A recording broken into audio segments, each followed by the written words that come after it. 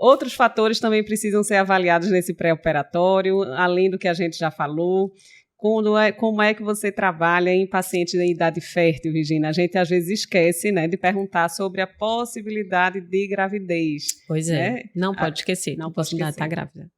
Exatamente. Na verdade, assim, se você vai fazer um procedimento e usa só a lidocaína, né? A lidocaína é considerado grupo B de risco, né? Tranquilo. Então, assim, é tranquilo, né? Se acontecer de a paciente não sabia que estava grávida, também não precisa de desespero. Mas a paciente ciente, né? Você sabendo que a paciente está grávida, evita, né? Esses procedimentos dermatológicos, a não ser que realmente seja uma questão de um tumor maligno, né? Isso. Uma coisa assim que realmente precise ser feito. Mas, normalmente, né, eu vou dizer, a grande maioria dos procedimentos dermatológicos você vai poder adiar para o pós-parto. Isso, né? E várias coisas contam, né? A questão da gente poupar contato com droga de forma geral no período gestacional, que a gente, se puder evitar, lógico que é melhor em qualquer período da gestação, especialmente no início. Exatamente. Né? Mesmo tendo já trabalhos mostrando segurança, a gente sabe que gestante tem um risco de pigmentar mais, então para que eu vou tirar uma lesão benigna, uma acrocórdia, uma queratose seborreica e ter um risco de pigmentar mais de forma residual após a remoção daquela lesão? Né? Que o paciente gestante dá um trabalhinho, né? Todo mundo sabe, tem uma predisposição a melasma, uma predisposição a pigmentar dobra, linha alba, enfim. A gente já fica atento a isso. Só que aí também tem a predisposição do surgimento, né, de ecocórdons, de aumento de alguns sinais. Isso causa uma certa angústia à gestante. Então, elas vêm, às vezes, para o consultório querendo tirar, né? Então, assim, é nosso dever de explicar a benignidade e os riscos que existem e adiar um pouquinho, né? Poucos meses também dá para aguentar ali. É uma questão de orientação, né? Isso. A adrenalina, de forma geral, é classificado como classe C, então deve ser evitada na gestação. Lidocaína pode. Então, no caso de um procedimento até odontológico, procedimento de uma biópsia, se for uma lesão suspeita de câncer de pele, mas, no geral, a gente adia o procedimento, né? Exato. E, além da gestação, perguntar se existe risco de gravidez ou gravidez ciente, a gente pergunta com relação a alergias. Alergias medicamentosas, alergias anestésicos. Já fez algum procedimento, né? Que a gente viu que os anestésicos do tipo éster têm um certo risco, né, de desenvolver alergia. Então, para você se programar para saber qual é o tipo de anestésico que você vai usar, selecionar melhor, né? Perguntar também a alergia à clorexidina. Já tive uma paciente alérgica à clorexidina. A povidine também. Povidine, é o iodo. Né? Porque você vai fazer um procedimento simples, usa ali uma substância que o paciente é alérgico, pronto. Aí dá uma complicação aí na sua mão. Trabalho. Né? Também esparadrapo, né? Às vezes na hora que você vai fazer o curativo. Então são coisas pequenas, simples, mas que tem que ser perguntadas ao paciente para você programar e evitar uma complicação desnecessária.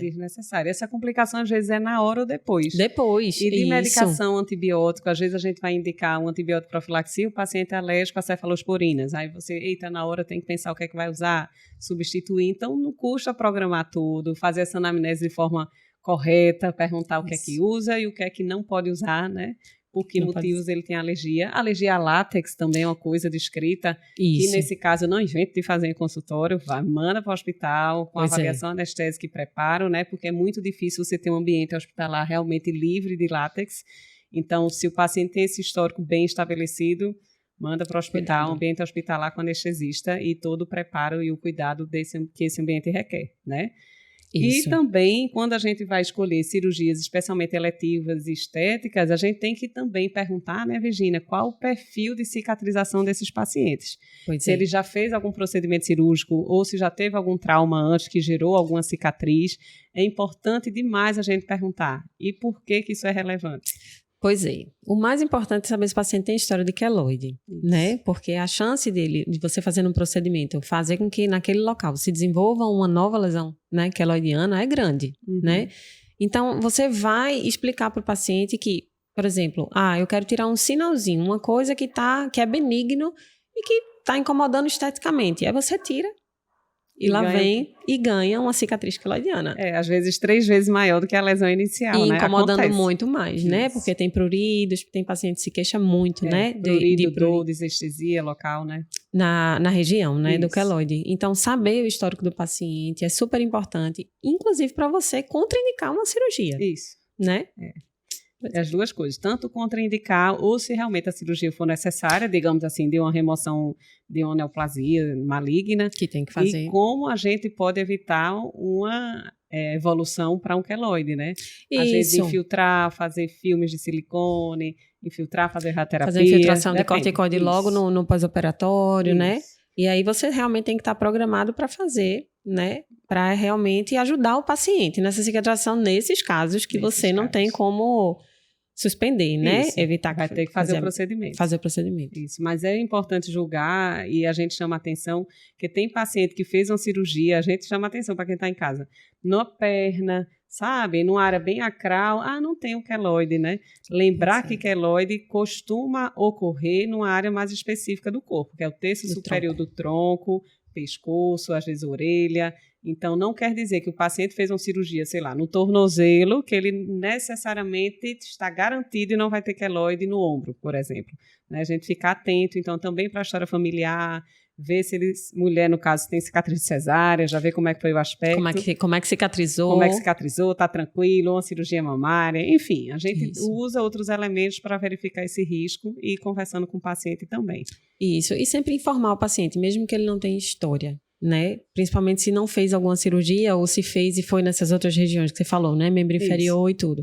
Explicar para ele que existe a possibilidade de desenvolver. Né? Você vai fazer a cirurgia com todos os cuidados, com a melhor técnica possível, mas que isso é uma coisa de predisposição da pessoa, né? Então, assim, pode acontecer. O paciente ele precisa estar ciente disso, né? Porque às vezes os pacientes eles acham, né, que vai tirar o sinal, vai ficar a pele ali, ó, normal, como se nada tivesse nada. Tem nada ali, nunca apareceu nada, e vai ficar uma cicatriz. Vai ficar. Né? Então, isso precisa ser informado para o paciente. E a gente até desenha, né? Às vezes a gente pega até uma caneta, eu digo, olha, a incisão vai ser mais ou menos desse tamanho, vai ficar uma linha.